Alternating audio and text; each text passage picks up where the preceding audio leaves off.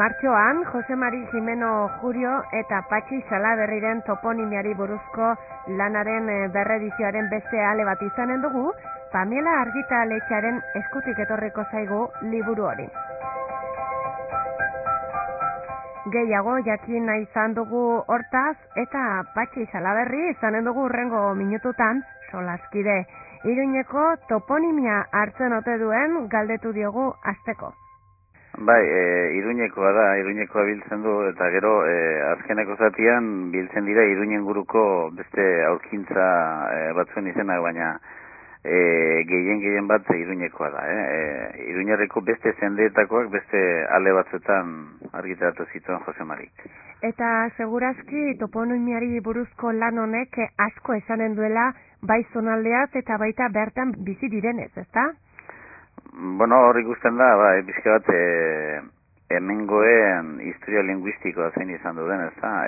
Dokumentazio franko agertzen da, eta hor ikusten da, toponimo nagusia gehen erabili direnak espezifikoak, hau da, itzultzen ez zienak, ezta? Bidea eta errekata horiek eskibagok itzultzen bai zituzten, baina gainerakoak, euskaldunak direla.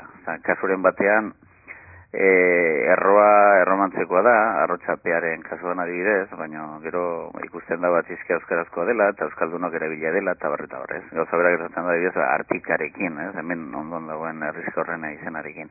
Erderatik heldu zaigu, baina euskaldunok erabili dugu.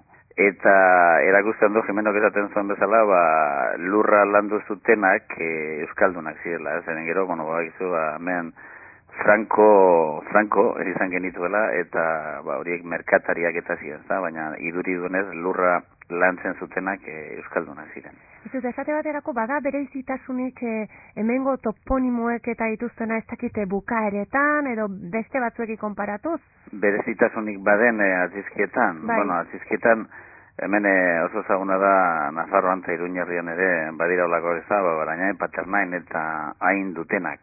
Oiek egin bat hemen Nafarroan ditugu, Gipuzkoan ere baitu batzuk, Araban bat edo beste, eta gero iparraldean ere badira, Zuberoan eta gero Biarnon einez bukatzen dira, eta iduridunez oiek ere eta gure hain dun oien familiakoa dira. Eta gero bestelako bukaeretan, gauza berezirik ez dago nik dakidala, adibidez, dia gertzen zaigu, arrosa dia, hemen Nafarroan beste toki batzutan, doia edo duia dena, baina hemen erdialdean, di aldaera hori gertzen zaigu, eta Iruñan ere bai. Eta hain edatua ezaguna den hain hori, zergaitik hemen baita beste batzuetan, ez? Hori, anitik atera da, iduridunez, latineko anitik, hau da anus, eta genitibo ani zen, eta horrek jabegoa dirazten zuen. Orduan, adibidez, Barainain iduridunez, Beranius izeneko baten lurra zen bazterretxea segurazki, gero herrizka bihurtu zena, eta gaur egunean herri handi bihurtu dena, ezta? Eta, jabegoa dirazten zuen.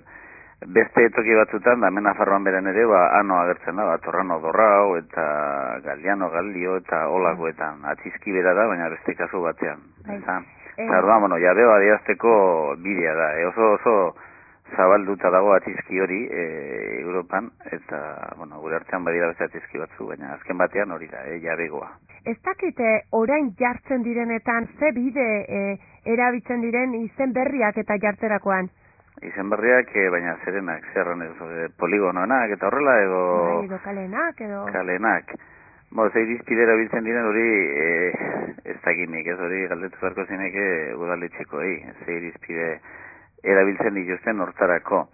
Neri iritzen zaiduna da, toponimoak hor daudela, horiek gure historiaren zati garrantzizkoa direla, eta orduan nire ustez, horiek erabili beharko liateke, kaleak edo industrialdeak edo nek ezagita auzo berriak edo bataiatzerakoan. Bizka bat hor daukagun ondare linguistiko hori hartu eta hori baliatu eta aprobetsatu. Eta batzuetan ez da egiten, baina batzuetan bai, eta zorionez. Aizu, adibide batzuk ere aipatu nahi genituzke, esate baterako kale bat badago Iruñan Abejeraz izenekoa eta beste bat Erletokieta izenekoa. Zaki badirudi, printzipioz bintzat ematen du biek gauza bera dirazten dutela. Bai, hor badirudi, abejeraz da euskarazko aurreko toponimo baten itzulpena, ezta? Erlategieta, agertzen baita dokumentazioan da, erlategia da, erleko foina azken batean. Zarduan, horren itzulpena, jendeak ulertzen baitzuen, itzuli zuen, eta abejeraz bihurtu zen, da gero norbaitek, okerez panaiz, Frankoren garaian, beti ere 20. mendean, abejeraz hartu ez baitzuen aurreko erlategieta gura ezagutzen da, orduan, berriz itzuli zuen euskarara eta erletokita jarri zuen, ezta? Orduan, erlategieta, abejeraz, erletokita bilakaera izan du da. Eta, ez dago izki erletokita, baina hobeki dago, forma zar erlategieta. Kontua da, itzuela ezagutzen iduridunez. Bai.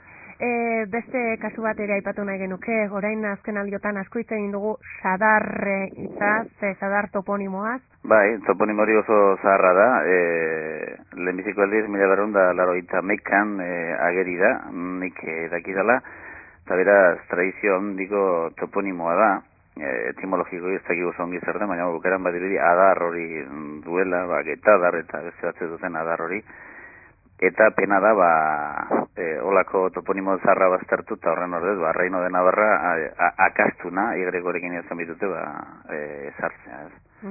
Aizu aipatu dugu hasieran martxoan izanen dela liburu horren berrargitalpena, Jose Mari Jimeno Juriorekin batera, zuke idatzitako edo moldatutako liburu horrena, ez dakit aldekatearik izan den, zerbait gehitu aldiozun oraingoan edo?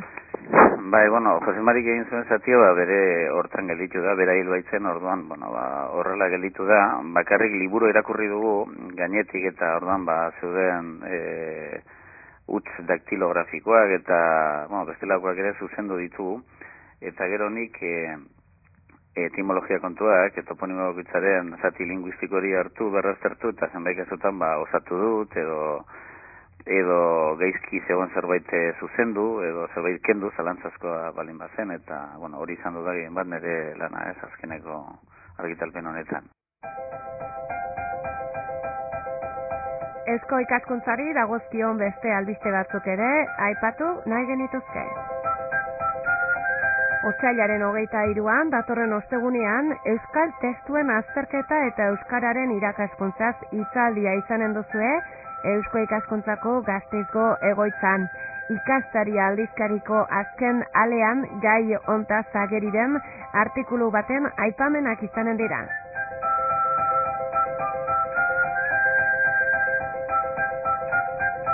Egun berean, datorren ostegunean alegia, zinematografia sailaren bilkura Donostiako Eusko ikaskuntzako egoitzan.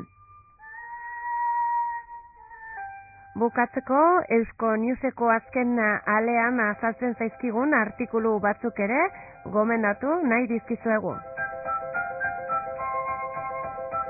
Paul Bilbao, hizkuntz eskubideen behatokiko zuzendaria da eta hizkuntz eskubideak Euskal Herrian zertan diren aipatzen digu artikulu batean. Mireia Caballero berriz euskal kulturak utzi digunaz mintzatzen da Eusko Newseko azken alean. Opera publiko guztiei irekitako espektakulua dela dio berriz, Bilboko Abao Olbeko presidente den Juan Carlos Matellanesek. Abao Olbe Bilboko operaren lagunen elkartea da. Eta Jose Angel Irigaray poetari egindako elkarrizketa interesgarria ere baduzue Eusko Newsen azken zenbakian. Gogoratu informazio guzti hau eta gehiago irubebikoitza euskoikaskuntza.org elbidean duzuela.